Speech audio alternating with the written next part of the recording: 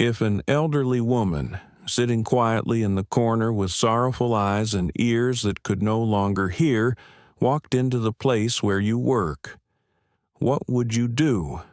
And what if that day was the very day you barely had enough money to pay rent, too afraid to dream about tomorrow? Would you still pause to give her something no one else could see? Connection? A young waitress, once a financial prodigy, betrayed. Now, hiding her past behind an old apron with just a few gentle movements of her hands could turn the entire world of a billionaire family upside down. If it were you, standing between a painful past and the chance to start again, would you choose silence or step into the light? This story today is not only about sign language, it is about compassion, about healing, and about how one small choice can rewrite destiny. Join us for this special story, and if it touches your heart, don't forget to like, share, and subscribe to spread kindness. Now, let's begin. The wind howled across the frozen fields of Vermont, piling a thick layer of snow halfway up the tires along the road.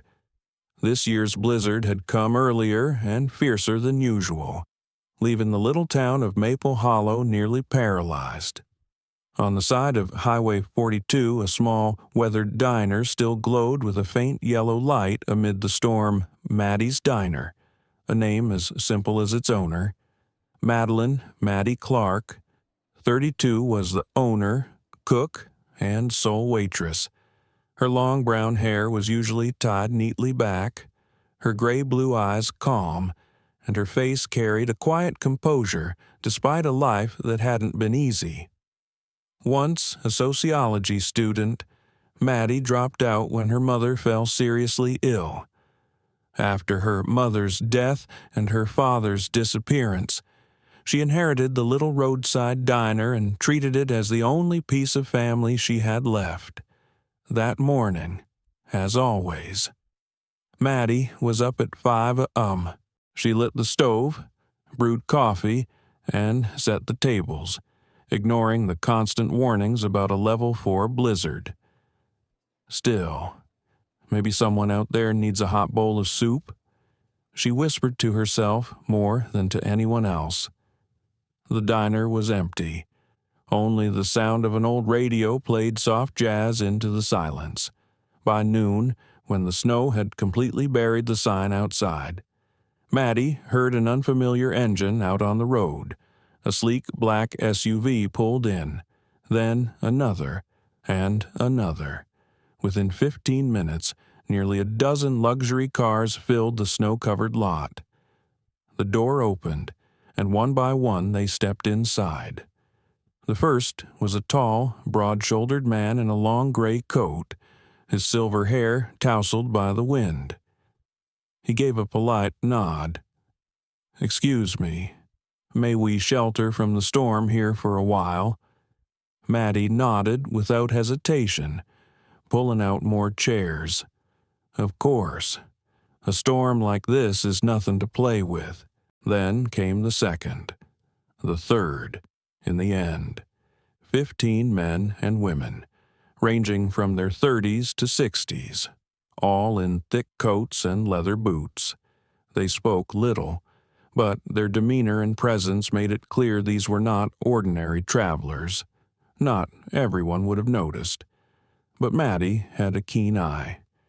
She spotted the Patek Philippe watch worth hundreds of thousands on the wrist of a quiet Asian man in the corner, or the platinum blonde woman by the window with a Hermes Birkin bag easily 40 grand at least.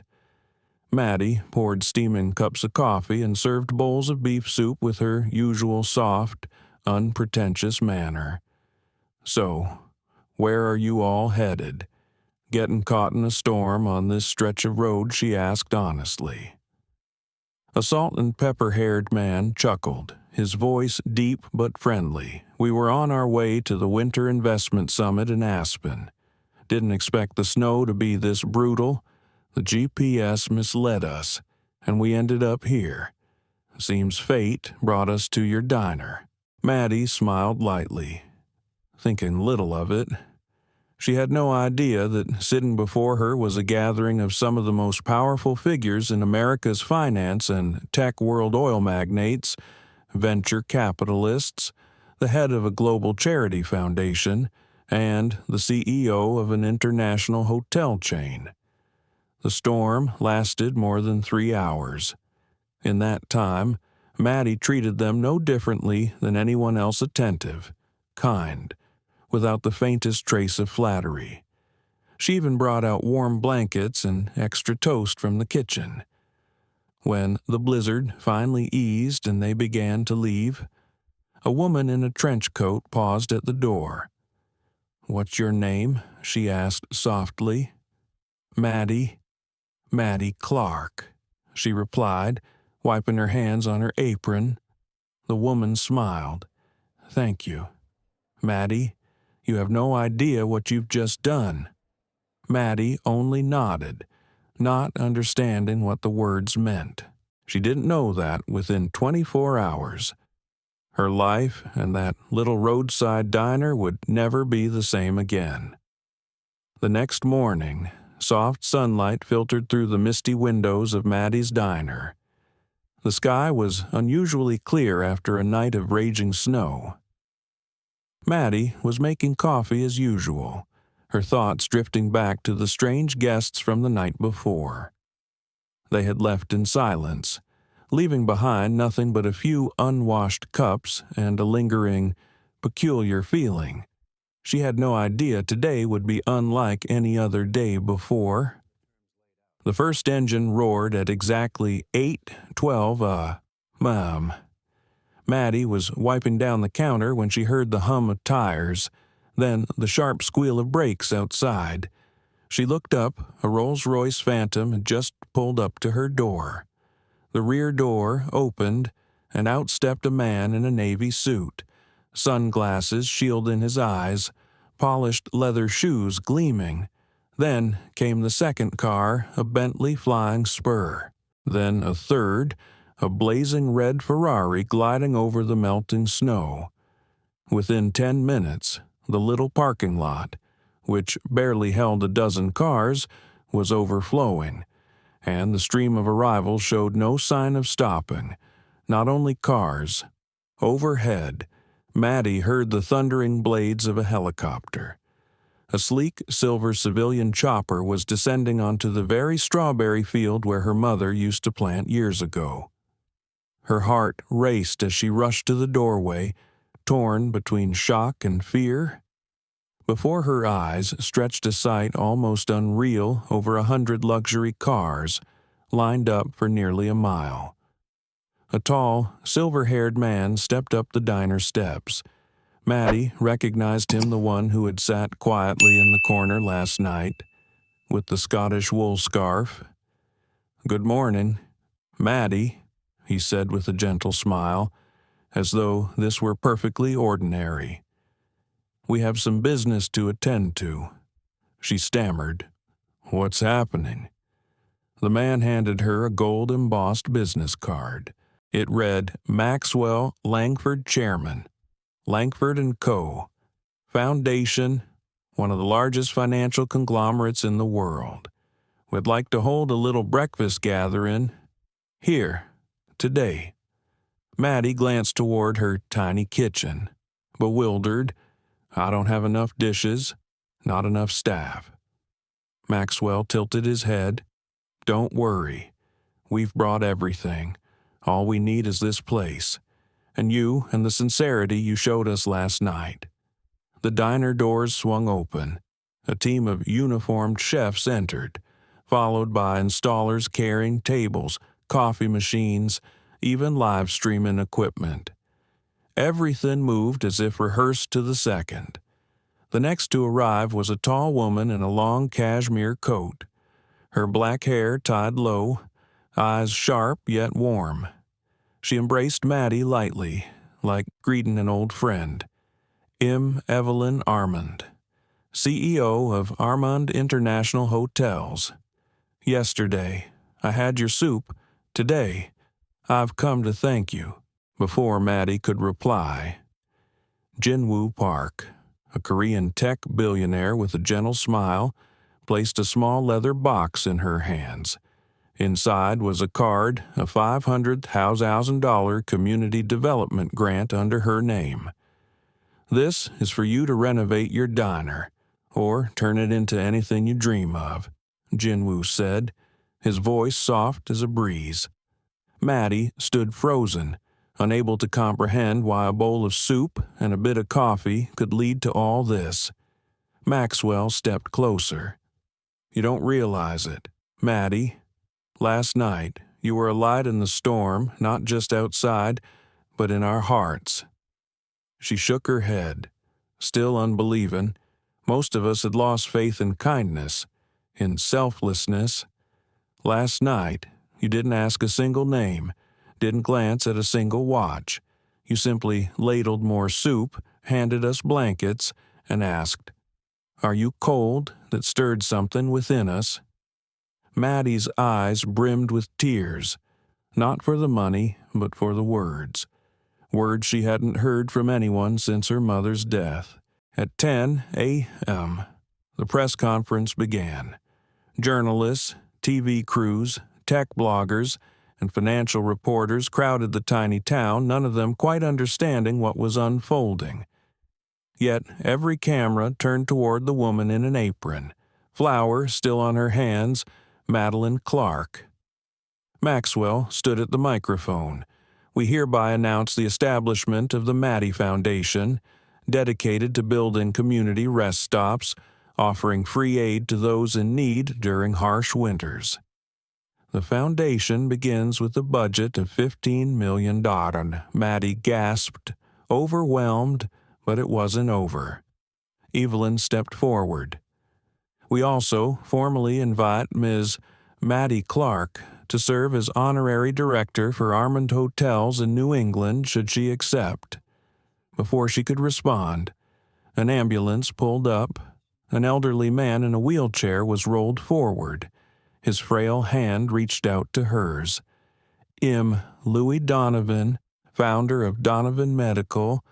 "Last night I drank your soup, and this morning I want to bring you to meet my mother. She was once a waitress, like you, but she was never recognized." Maddie broke down in tears, not for glory, but for the connection profound, unexpected, soul deep.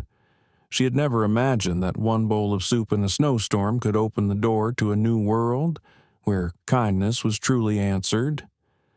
Above them, a flock of geese flew in a perfect V across the sky, and below, the eyes of hundreds turned toward a woman who once believed she was just a small-town waitress, now becoming a symbol of compassion.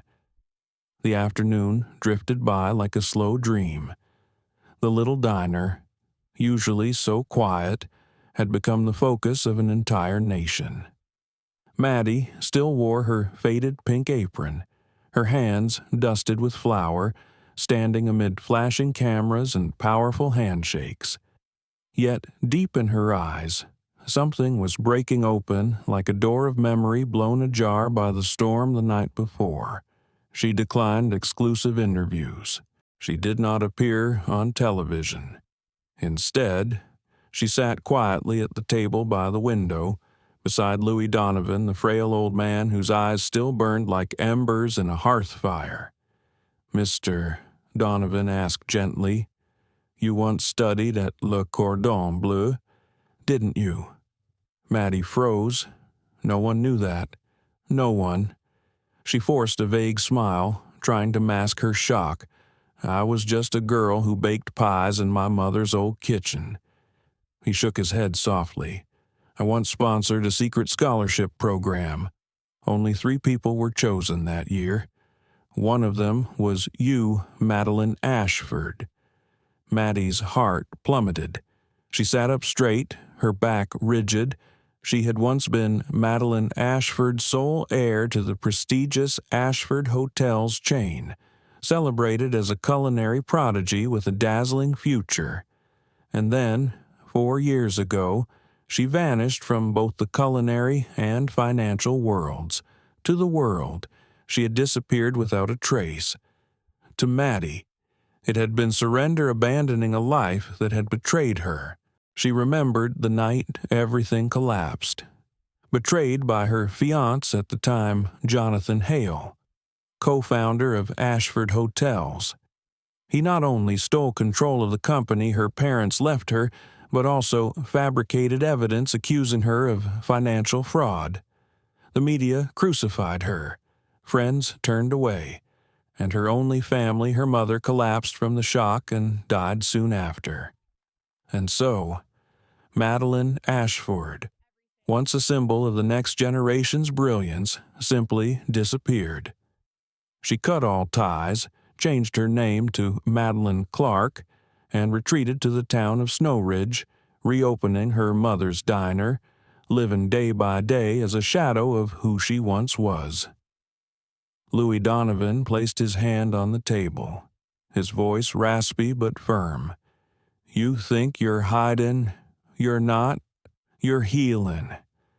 Maddie's eyes glistened. She had never spoken her past aloud. To everyone here, she was just the cheerful diner owner, always ready with warm apple pie and a gentle smile. At that moment, Maxwell Langford entered. His eyes met Donovan's. Two men, once fierce rivals in billion-dollar deals, now united for one cause, a woman who seemed small, but carried a heart larger than the empires they had built. Maxwell sat down and slid a file across the table. "I had the Ashford case reinvestigated. There are clear signs of manipulation. I believe you were framed." Maddie's hands trembled as she opened the file. Records, emails, notarized documents, each one confirming what she had always known but never had proof of. Jonathan Hale had orchestrated the greatest deception of his career, and she, the one who uncovered it, had been branded the criminal. "But I don't want to go back. I don't need fame. I only want peace here," Maddie whispered. Evelyn Armand entered then, her voice steady. "Peace does not mean forgetting justice. Maddie, we didn't come only to thank you. We came to help you reclaim what was rightfully yours. Not for power, for truth." Maddie clenched her fists. The fear was still there. But for the first time in 4 years, she didn't feel alone. These people, once titans of the world, now stood with her, not for profit, but for belief. That night, after the diner closed, Maddie sat alone by the fireplace. On the table lay the case files, beside an old photo her and her mother, standing in front of the diner, holding the first apple pie they ever sold. She looked at her reflection. The flour-stained apron still hung on her, but her eyes had changed. She was no longer the anonymous waitress. She was Madeline Ashford, and it was time to take back what had been stolen, not for revenge, but to set the record straight, so that her mother, watching from above, would know that the daughter she loved was still standing tall. Tomorrow, Maddie would fly to New York, and Jonathan Hale would have no idea what awaited him. Snow still blanketed the streets when the plane touched down at JFK International Airport. Madeline Ashford stepped out of the first-class cabin in a simple ash-gray wool coat. No makeup, no jewels yet. Her sharp gaze made strangers turn their heads. After 4 years away, she had returned to this city not as a socialite heiress, but as a woman once buried alive by the very hands she had trusted.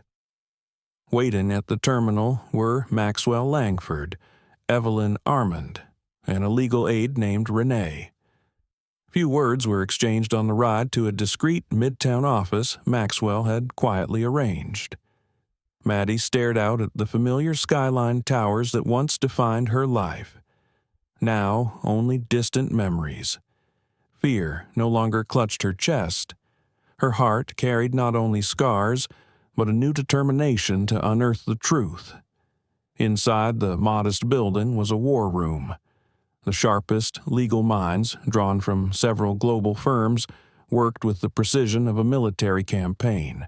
Jonathan Hale's name sprawled across document after document, illicit asset transfers, falsified board signatures, stock acquisitions through forged legal filings.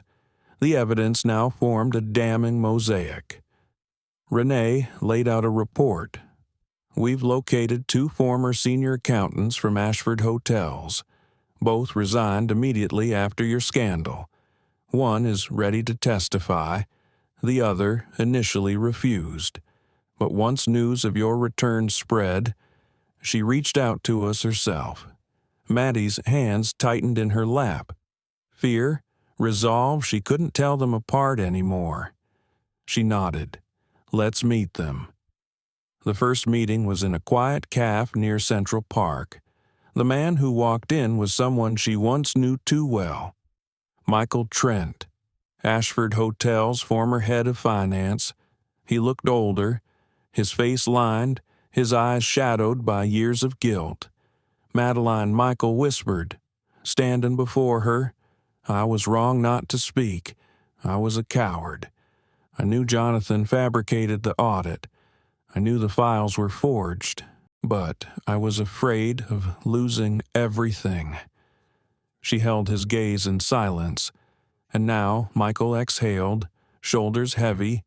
Now he'll testify. I still have the emails, meeting notes, and the original documents Jonathan tampered with, but there's something else you need to know. He leaned closer, voice dropping. Jonathan knows you're back. He's already planning his counterattack. The very next morning, the headlines exploded across financial outlets. Madeline Ashford returns revenge. Plot or redemption? The fallen heiress stages a comeback. Jonathan Hale speaks, I have nothing to hide. Evelyn slammed the newspaper onto the table. Hez waging war in the press, spinning the story, poisoning public sentiment before we act. Maddie didn't flinch. She rose and walked toward the window. Once, she had crumbled under the weight of headlines, but not this time. This time she had witnesses. She had evidence. Most of all, she had herself, no longer the fragile girl the world had destroyed. We won't play by his rules, Maddie said quietly. He'll hold a press conference. He'll tell the whole story, not to defend myself, but to show people the truth. Maxwell's jaw tightened. He'll arrange for neutral media outlets, but be certain. Madeline, once you step up there, there's no turning back. I don't need a way back, she replied, voice steady as steel. I only need the truth brought to light. The day of the press conference, the hall overflowed. Reporters packed the aisles. Live stream feeds spread across social media. Jonathan did not appear, but his lawyers sat like shadows in the front row. The tension was thick enough to choke on. Then Maddie walked to the podium. Light caught her face, unyielding, unafraid. She began, calmly. She recounted the truth, her years at Ashford Hotels, her partnership and engagement with Jonathan Hale, the betrayal, the false accusations, the media crucifixion, the 4 years she spent in exile. Her voice never cracked. She did not cry. Her words were measured, deliberate, carrying the weight of someone who had already survived the fire. When she finished, silence engulfed the room. She bowed her head slightly. I do not ask for pity. I ask for justice, not only for myself, but for every soul ever cast aside by greedy and deceitful hands. The press conference ended, but its shock waves rolled across America on social media. Justice for Madeline trended within hours. Survivors of financial manipulation, corporate abuse, and power-driven betrayals began to speak out en masse. Meanwhile, in a penthouse overlooking Fifth Avenue, Jonathan Hale hurled his phone against the wall, his face carved in ice. She wants war. Then he'll show her who truly controls this game. But Jonathan didn't yet realize this time the game no longer belonged to him. Only 3 days after Madeline's explosive press conference, an unsettling chain of events began to unfold, as if an invisible hand was quietly strangling everything she was trying to rebuild. Her personal bank account was suddenly frozen under the pretense of suspicious activity verification. The law firm working with her was hit with an unexpected tax audit, and Maxwell received an anonymous text message warning that if he continued supporting Madeline, his company's stock price would face severe disruption.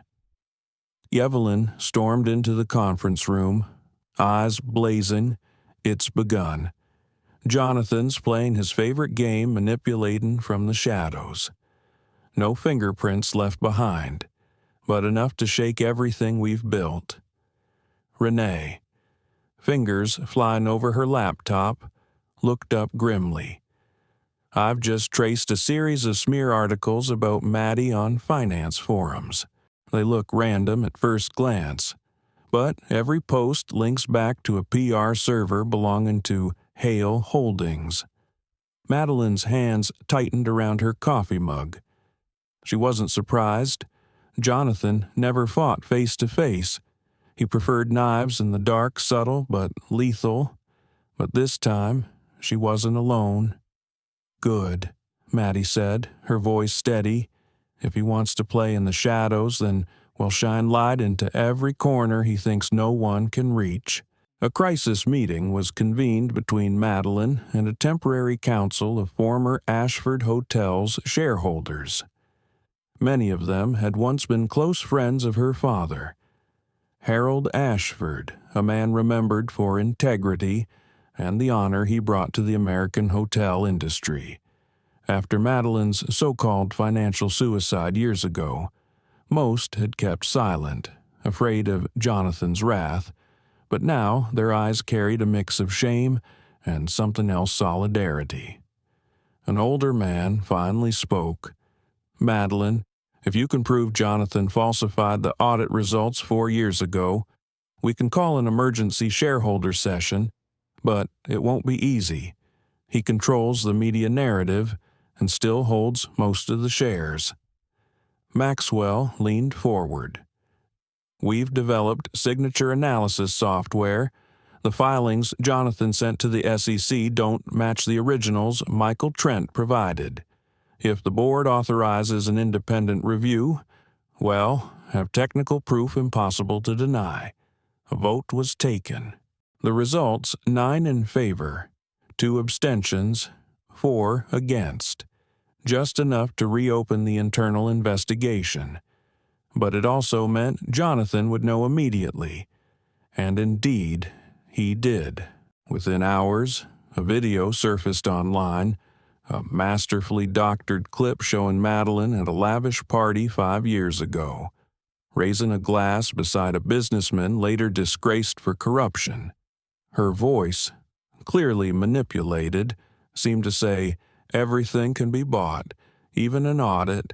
The fallout was instant. #AshfordScam went viral. Thousands of users piled on rich girls with silver spoons always find ways to play victim. When wealthy women cry foul, you can bet there's a dirty secret behind it. Evelyn slammed her laptop shut in fury. We're losing control of the narrative, no? Maddie said firmly. We're not losing control. We just have to take the story back. The very next day, she appeared live on a primetime news broadcast. The interviewer was Lorraine Parker, a sharp, unflinching black journalist known for exposing some of the decade's biggest corporate scandals. Millions were watching. Lorraine's first question cut straight to the heart. Ms. Madeline, That video spreading online, do you have anything to say about it? Madeline looked directly into the camera. Yes, I attended parties like that, back when I still believed finance was a fair world. But that clip was doctored. I never said those words, and I'm prepared to let independent experts verify the audio in front of the public. She paused, her voice steady but fierce. And one more thing, if someone is trying to silence me, they should understand something I've already lived through days where I had nothing left to lose. I will not be silent again. The broadcast became a turning point. Audio experts soon confirmed the clip was a deep fake, generated with advanced AI. Then, in a twist no one expected, a former IT staffer from Hale Holdings anonymously leaked internal files revealing Jonathan himself had ordered the smear campaign. For the first time, the tide seemed to shift in Maddie's favor. The public began questioning Jonathan. The shareholder board grew restless. Maxwell and Evelyn allowed themselves a rare moment of relief. But then the phone rang. It was from a hospital in Denver. The voice on the other end was trembling. "Miss Clark, we've just admitted your mother. She was in an accident." The car skidded on ice, but the voice faltered. "We suspect the brakes were tampered with." Maddie's world spun. The room blurred around her. Jonathan's war was no longer confined to the shadows of finance or the battlefield of public opinion. He was aiming for her family.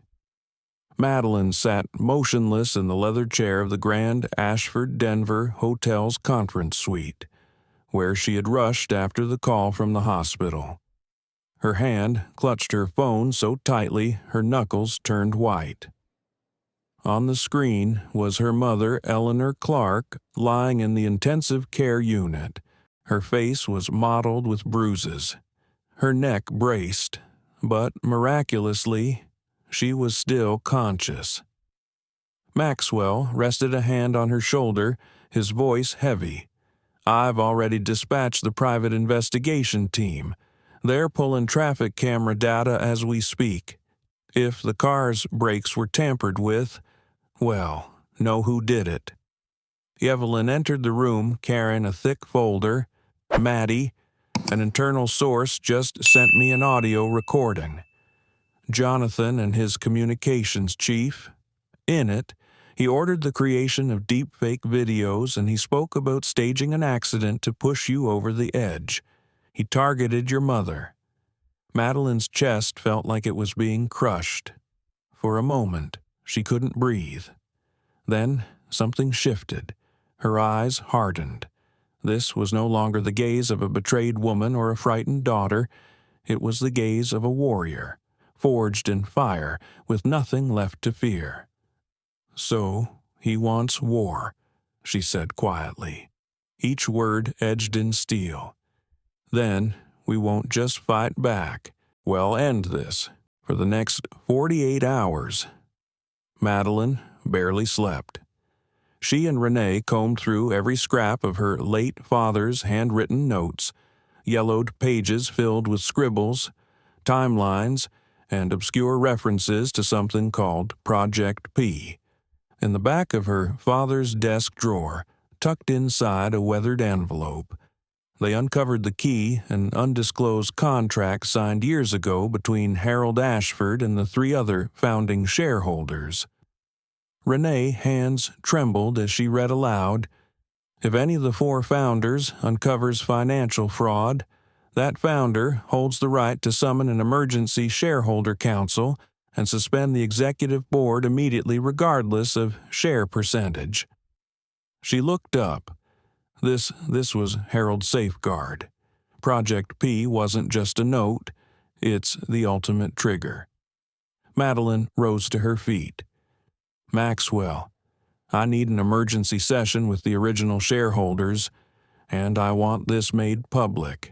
Invoke Project P." The revelation hit the financial press like a lightning bolt. Headlines blared secret contract surfaces in Ashford saga. Jonathan Hale under scrutiny as founder's clause invoked. Investigative reporters dug deep. Several Hale Holdings auditors abruptly resigned, further fanning the flames of suspicion. Minority shareholders began calling for transparency, their voices louder than ever. Jonathan reacted exactly as Madeline expected, with fury. At the emergency board meeting, he appeared via video link. His suit was immaculate, but the twitch in his eyes betrayed the storm beneath. "Everything you've heard," he sneered, "is fabricated by a runaway socialite clinging to a past that rejected her." Madeline stepped forward, her presence cold and unyielding, like the Colorado snow outside. "I didn't come back to cling to the past. Jonathan, I came back to end the lie you built on my father's grave, on the collapse of thousands of loyal employees, and on my enforced silence these last 4 years." She laid the contract on the table. Alongside it, the audio recording of Jonathan's orders, forensic signature analysis proven document forgery, and the testimony of Michael Trent, former head auditor of Ashford Hotels. The room erupted in whispers.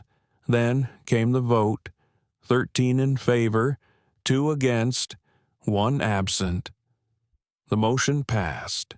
Jonathan Hale and his executive board were immediately suspended. Within hours, financial regulators issued a provisional asset freeze on Hale Holdings. Investigators opened formal proceedings into fraud, market manipulation, and criminal conspiracy. Jonathan, once the untouchable master of boardrooms and headlines, was now a man staring into the abyss. Madeline didn't weep. She didn't celebrate. She simply exhaled, long and steady, as though, after years of suffocating under the weight of betrayal and silence, she could finally breathe again. Maxwell's voice was thick with pride. The waitress who once hid in a diner has become the woman who made the financial world bow its head. Maddie allowed herself the faintest smile. "I'm not finished yet. There's one last thing I need to do." That afternoon, she returned to the hospital. Her mother was awake, pale but radiant with a quiet strength only age and suffering could bring. Eleanor's lips trembled, but her eyes shone with love. "My daughter, you're stronger than I ever dreamed. Your father would be so proud." Madeline leaned down, pressing a tender kiss to her mother's forehead. "I promised him I would take back everything, and I kept that promise." Outside the window, snow began to fall again, but this time it carried no storm. This snowfall was different. It was the soft herald of spring. The headlines had already spread like wildfire. Forgotten heiress returns and topples a stolen empire in 72 hours. But what stunned Madeline most was not the front pages or the television panels dissecting every detail of Jonathan Hale's fall. It was where the story landed in the heart of the little mountain town where she had once hidden her name, tied on an apron, and poured coffee as though she had no past. Snowpine, the town that had given her shelter, was about to witness something it had never seen before.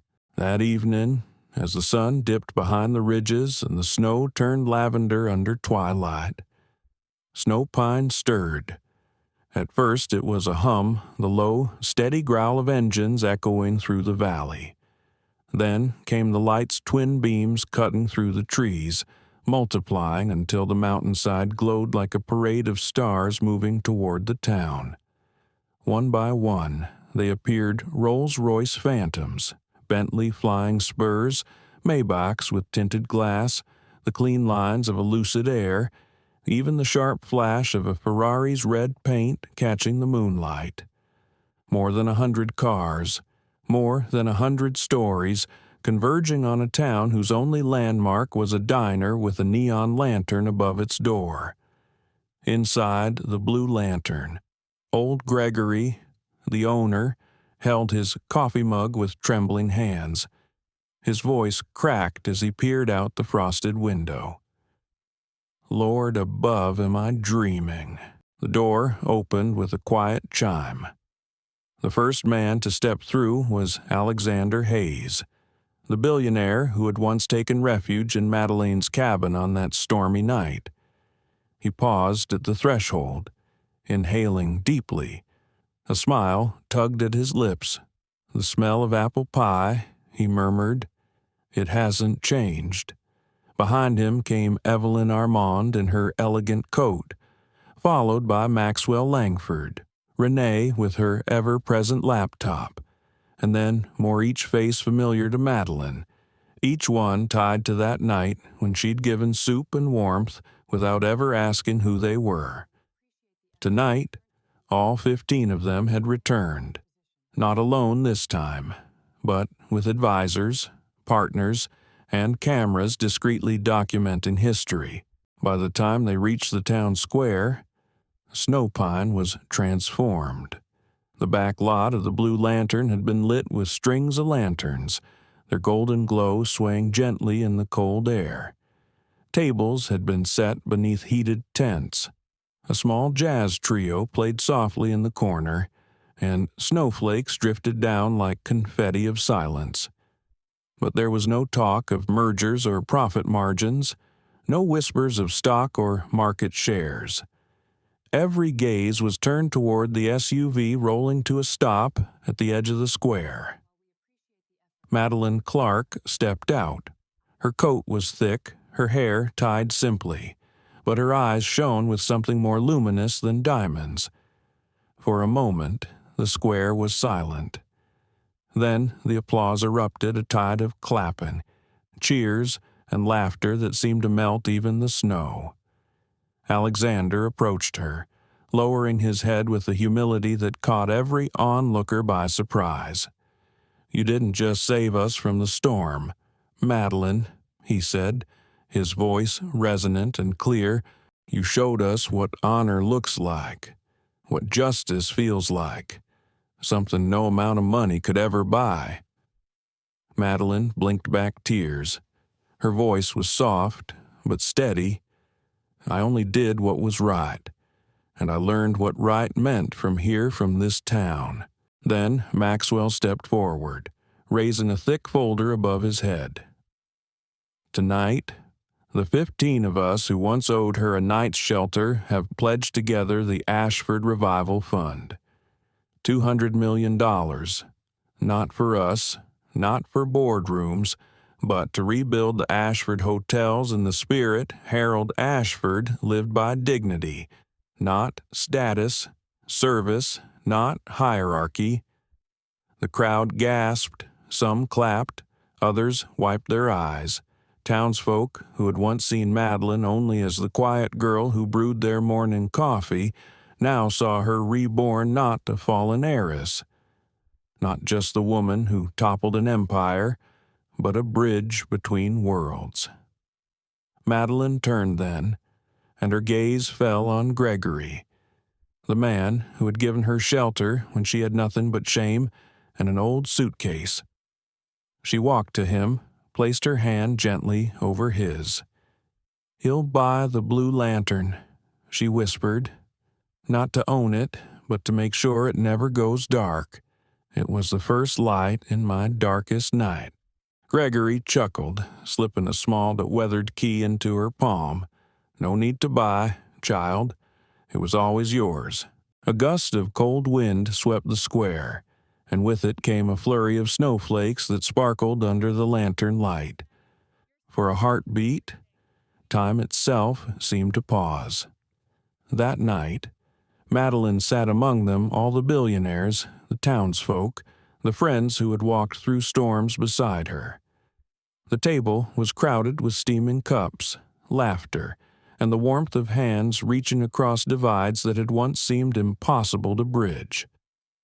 For the first time in years, she felt no shadow behind her, no silence pressing her chest.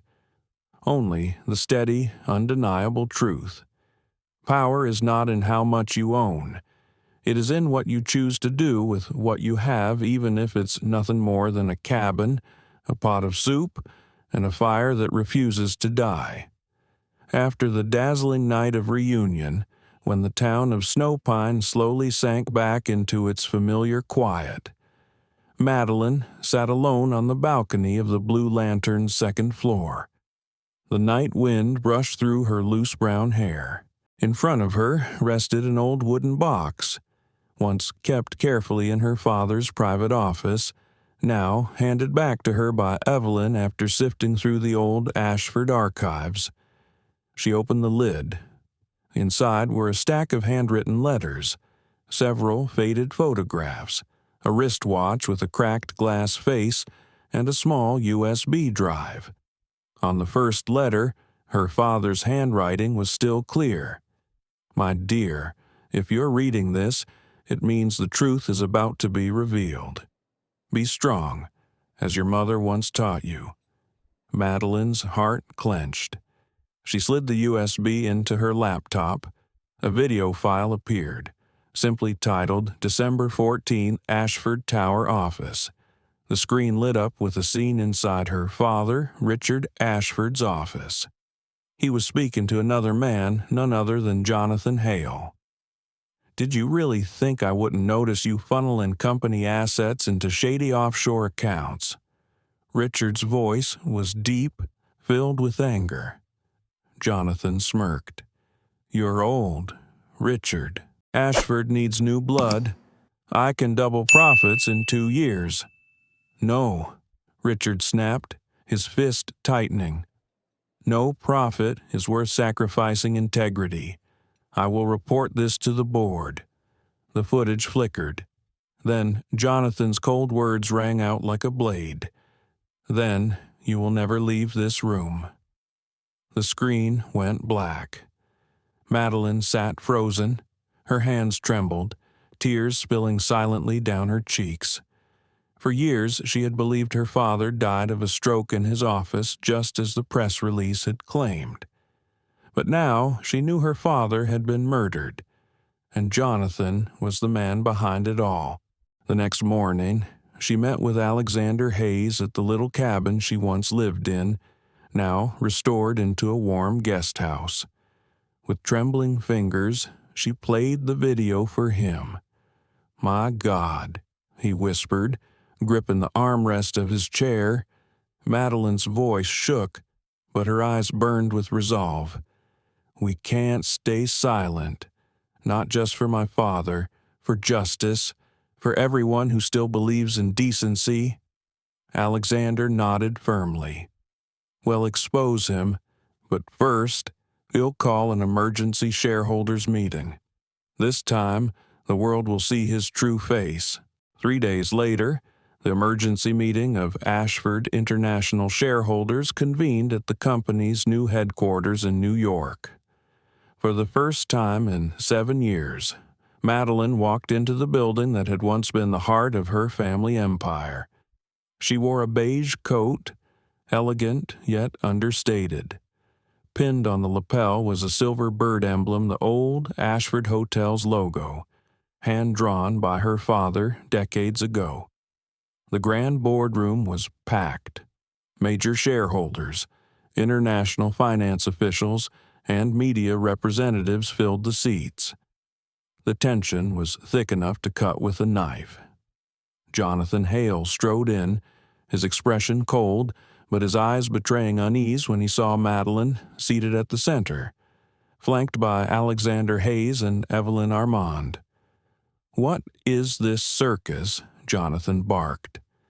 Alexander stood, pointing to the giant screen. "It's not a circus, it's justice." The video began to play. The room went silent.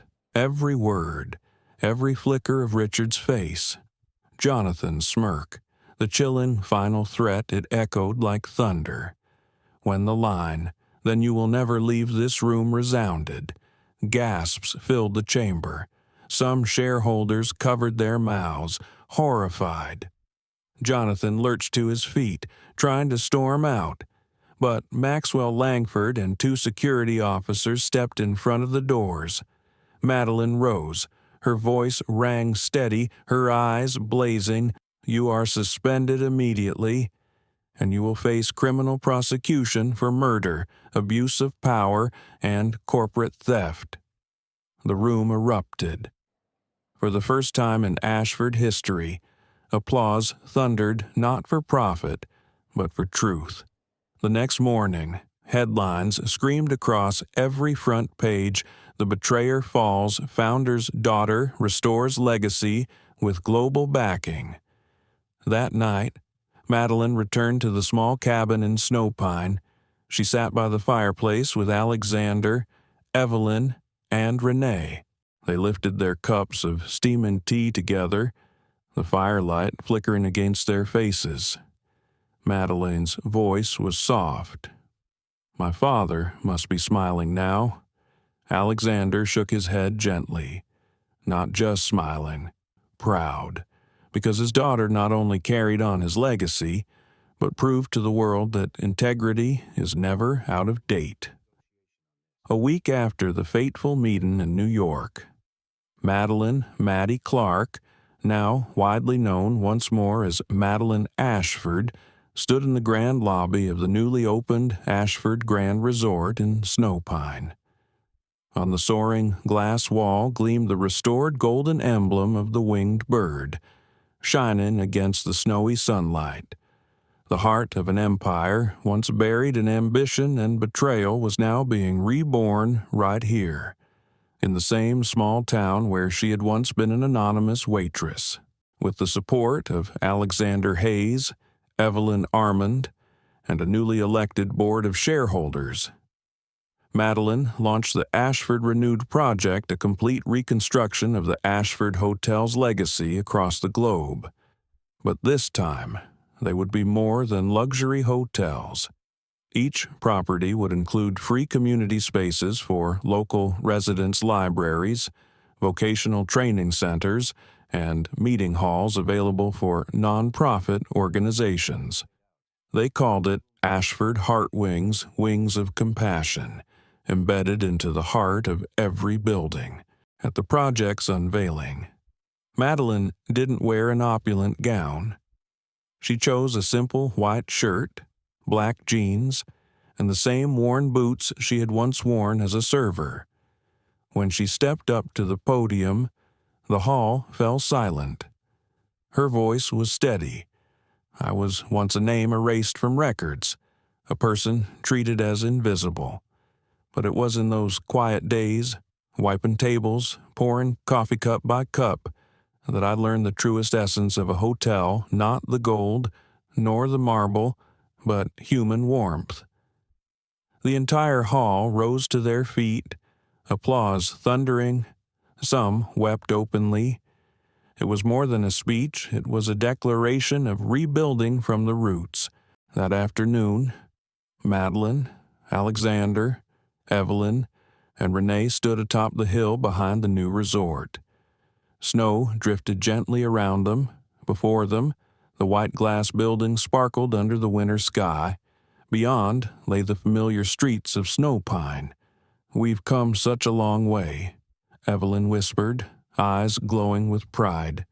"And we still have so far to go," Alexander replied, his hand resting on Madeline's shoulder. Renee unfolded a map dotted with red marks across the globe: Tokyo, Nairobi, Sao Paulo, Istanbul, and even rural towns forgotten by developers. "We're not building more cold castles," Madeline said. "We're opening homes that know how to listen." In the weeks that followed, Madeline refused to stay behind a corporate desk. Instead, she traveled to Ashford's old properties one by one.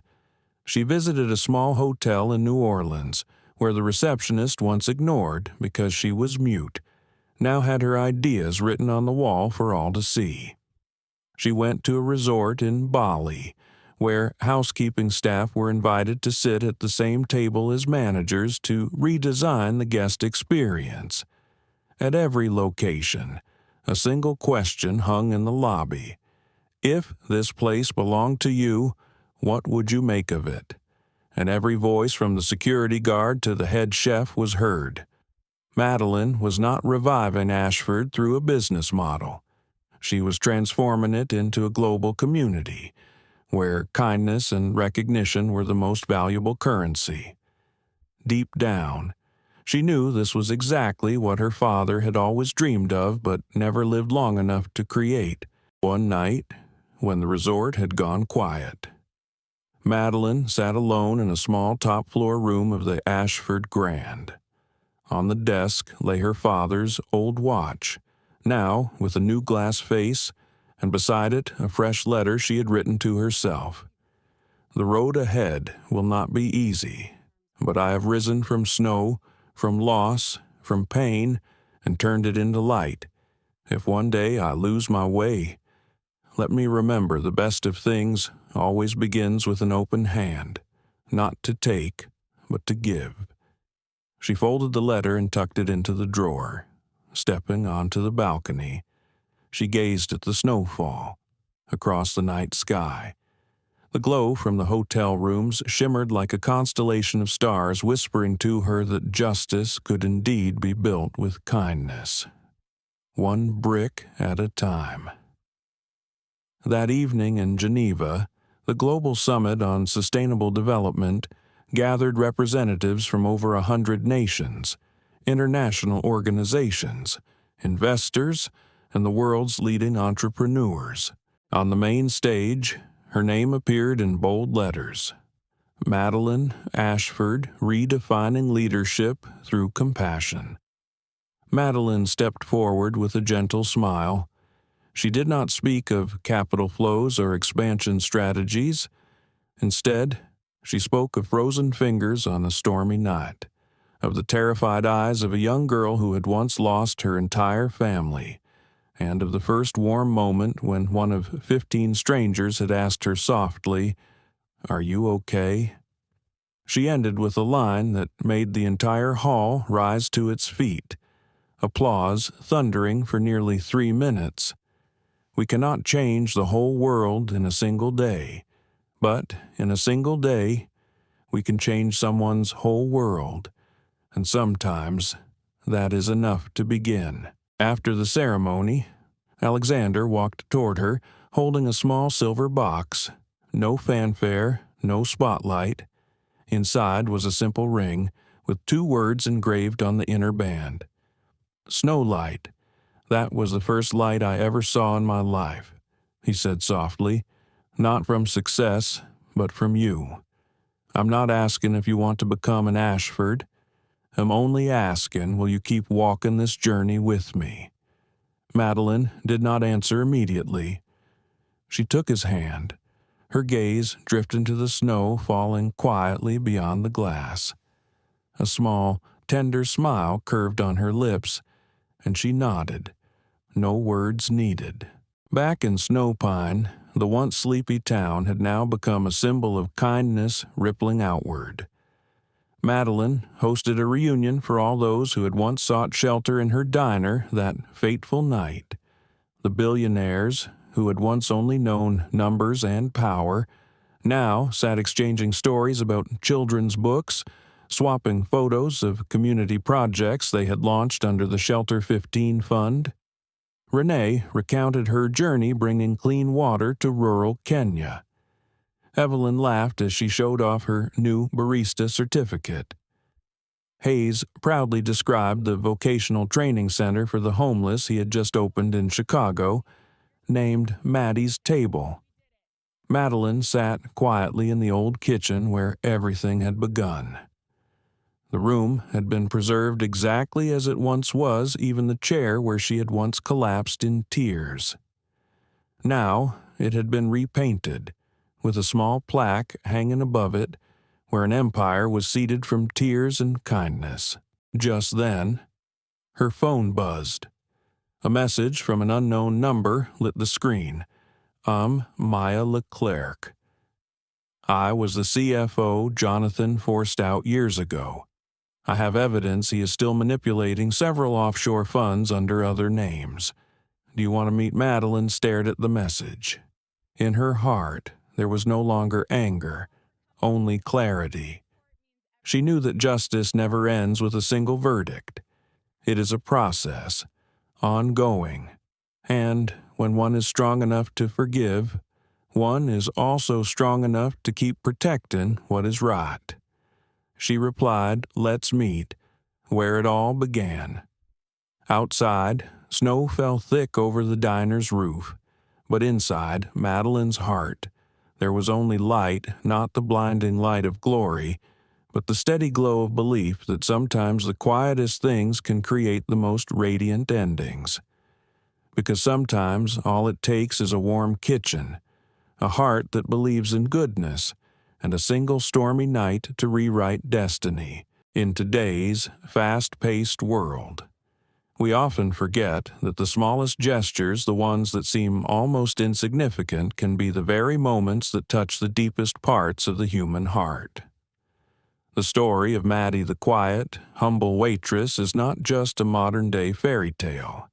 It is a gentle yet powerful reminder that kindness is never wasted.